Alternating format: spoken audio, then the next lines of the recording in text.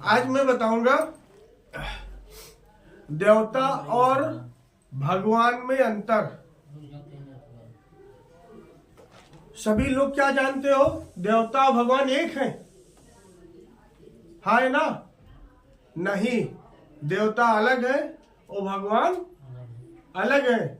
जब समझने की जरूरत है। जो कहता है कि नहीं मैं देवता नहीं मानता हूं,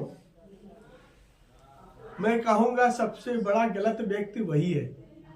इसलिए क्योंकि देवता का मतलब होता है देने वाला, देव धन दाता, देने वाला दाता, उसे देवता कहते हैं। उसे ये देवता कहते हैं। भगवान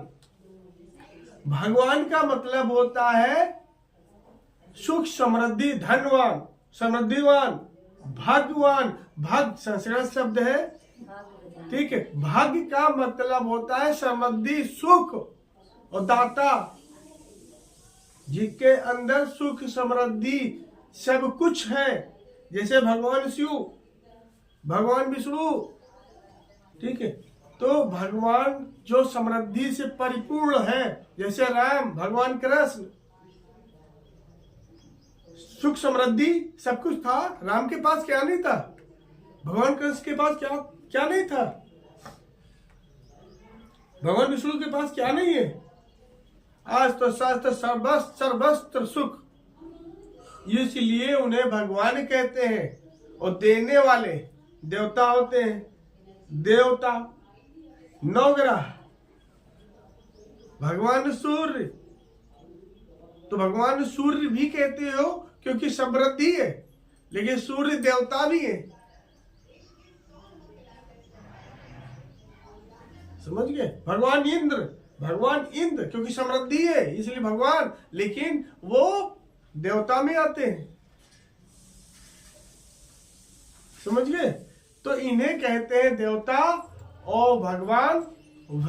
भग समृद्धि सुख, इसे कहते हैं भगवान। तो इस चीज को समझ करके उल्टा सीधा न समझे, भगवान और देवता का अर्थ समझे। इसे भगवान कहते हैं और किसे देवता कहते हैं। तो देवता भगवान के बारे में अच्छी तरीके से जान चुके होंगे।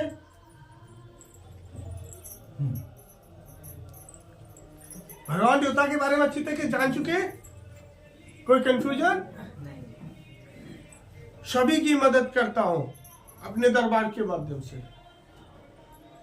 इतने भंडारे किए, जाड़े में मैंने कंबल वितरण किया, गरीबों का भोजन वितरण करता हूं। ऐसा कोई व्यक्ति नहीं जिसका मेरे यहाँ से भगवती के शरण से काम न बनता हो। जैसे आप नहीं बताया, अनुभव अपने नहीं मानते थे, लेकिन सब कुछ मानना पड़ा। क्यों मानना पड़ा? जो बोला वो सत्य हुए, और सत्य को बदला नहीं जा सकता है। अपने स्वार्थ के लिए बदलो। हम कहते कि भैया आपके साथ ऐसा घटना होना है, तो आप चले जाओ, इधर उधर टहलो, देखिए घट जाए तो कहते रोका नहीं। तो होने को रोका नहीं जा सकता है, बदला नहीं जा सकता है। तो देवता और भगवान की पूजा निरंतर जारी रखे और अपने इष्ट के प्रति समर्पित रहे। ऐसा कभी ना करे कि आज ये भगवान को, कल उस भगवान को, परसों उस भगवान को, और दूसरे भगवान को पूजने लगे तो दूसरे भगवान को पूजने वाले को गाली दूं। पुण्य नहीं मिलेगा। ये चिल्लाने से पुण्य नहीं मिलता है, विरोध करने से पुण्य नहीं मिलता है। ऐसे नाश हो जाएगा, कोई सुख नहीं मिलेगा। तो जीवन में गुरु धारण करो, सत्संग करो। सत्संग, कथा भागवत तो सभी सुनते हैं, ये धर्म प्रचार है। भगवान को आप अच्छी तरीके से जान सकते हो भागवत के माध्यम से। उनकी महिमा गुणगान सुन करके उनकी महिमा जान सकते हो। लेकिन सत्संग, सत्य का ज्ञान कराने वाला सत्संग। तो इसलिए भगवती के शरण में रहो। जब कभी किसी भी मंदिर जाओ, किसी भी दरबार जा रहे हो जहाँ पे भगवती का आशीर्वाद हो, जहाँ पे उनकी महिमा हो, वहाँ पे अपनी अर्जी लगाओ।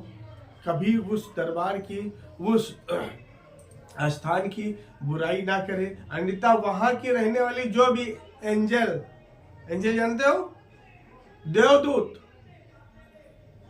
परी, सूक्ष्म एनर्जी, ये सब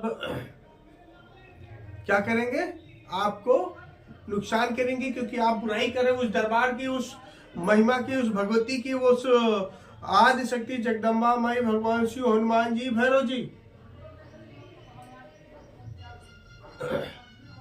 तो इसलिए इस चीज का विशेष ध्यान रखें और अपने इष्ट का स्मरण करें। और जो भी जानकारी है वो हमसे जानकारी पूरी ले सकते हैं। जितने लोग हमारे यहाँ आते हो, कोई खाली गया है? सबको फायदा हुआ है। अब बच्ची के बारे में बताएं तो आपने वो बता ही दिया, जो रोग की स्थिति है मैंने वो बता दिया, गंभीर से गंभीर रोग। बहुत से लोग कैंसर पीड़ित लोग भी ठीक होके गए हैं ना, बोलिए। लेकिन जिसका अंत होना है, उस कैंसर का पीड़ा कभी खत्म नहीं होता है। कैंसर ऐसे नहीं कहा गया। कुछ मर्ज ऐसे होते हैं जो मेरे पंच तत्व के कारण दिक्कत आती है, और उस पंच तत्व के कारण मुझे नुकसान पहुंचता है, और आप गलत दिशा में चले जाते हो। और जब तक पंच तत्व मेंटेन नहीं करोगे, तब तक आपके शरीर में ऊर्जा प्रतिष्ठित नहीं हो सकती, ऊर्जा बन नहीं सकती, निगेटिव एनर्जियां घेर सकती हैं। तो उस पंच तत्व को मेंटेन रखें, सेवन चक्रा को तैयार रखें, और सेवन चक्रा को बैलेंस बना के रखें। यदि ऐसा करते हो ना, तो आप निरोगी काया रहेंगे। तंत्र क्या ऐसे सब्जेक्ट होते हैं कि आप लोगों के समस्त कार्य बना सकते हो, सभी का कल्याण हो सकता है। कुछ तंत्र को ऐसे रोका गया कि उसके द्वारा जो प्रयोग है किसी को नुकसान पहुंचा सकते हो। 10 महाविद्या की 8वीं महाविद्या के प्रयोग से मारण प्रयोग भी संभव, लेकिन उसकी जानकारी हम इसलिए नहीं देते कि कोई गलत प्रयोग करना शुरू कर दे। इसलिए हाड़ी उड़ाई जाती शमशान में, हाड़ी उड़ा दो, उस व्यक्ति का अंत निश्चय। शमशान से कच्चा कलवा उठा लो, शमशान से। जिसका भी चाहो उसका बुरा कर सकते हो, जिसका भी चाहो उसका भला कर सकते हो, क्योंकि कच्चा कलवे से कल्याण बहुत होता है। हर प्रकार की समस्या दूर होता है कच्चे कलवे से। 56 कलवे होते हैं, 56 कलवे में ही मसान आती है। इसलिए अपने इष्ट के प्रति समर्पित रहे, और भगवान देवता के बारे में अच्छी तरीके से जान के नहीं जाने, अब तो कंफ्यूजन नहीं है। देवता किसे कहते हैं? 9 ग्रह, 9 देवता, एक भी इनबैलेंस हो जाए। लेकिन ग्रह लगते क्यों है? ग्रह आपके कर्मों के कारण लगता है, आपके कर्मों के कारण भुगतते रहो। तो उसको सुधार लो इस जिंदगी में, इस जीवन में।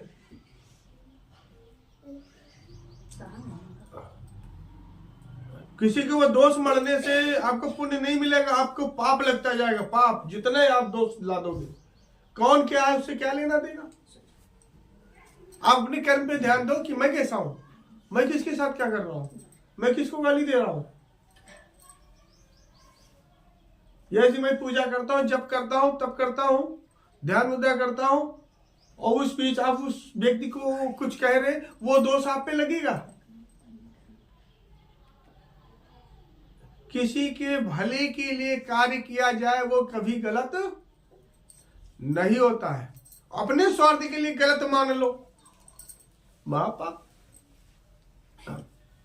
हमारे आने वाले समय में कुछ हमारी ऐसी क्रिया होने जा रही है जिसमें लोगों की प्रारब्ध, पूर्व जन्म के जो कर्म है, क्रिया को करने से, उस विधान को करने से प्रारब्ध मतलब पिछले जन्म के जो आपके कर्म हैं वो कट जाएंगे, और प्रेजेंट टाइम के जो कर्म आपके बुरे हैं वो भी नष्ट होंगे, और आपका जो जीवन में है वो सुखमय जीवन होगा, और आने वाला जो जन्म होगा वो भी सुखमय होगा। ऐसा हम प्रयोग करने जा रहे हैं जिसमें सभी लोग शामिल हो सकते हो। सभी को बताया जाएगा कि वो कार्यक्रम किस दिन लगेगा, उस कार्यक्रम में सभी लोग शामिल होकर के अपने पाप काट सकते हो और उस नियम को फॉलो कर सकते हो। उस नियम के अनुसार चलना शुरू कर दोगे, आपके समस्त पाप कट जाएंगे, समस्त दोष खत्म हो जाएंगे, घर में सुख समृद्धि आना शुरू हो जाएगा, आपसी तालमेल हो जाएंगे, और जितना भी कष्ट है, जैसे लड़के खराब हो गए हैं, अपने मन का कर रहा है, दारू पी रहे हैं, बड़ा नौटंकी हो रहा है, लड़ाई हो रहा है, मारपीट हो रहा है, ये सब शांति और चला जाएगा। तो इसको जरूर शामिल करो, ठीक है। ध्यान रखिएगा, बताया जाएगा, उसमें सभी लोग शामिल हो, ठीक है। जय श्री महाकाल।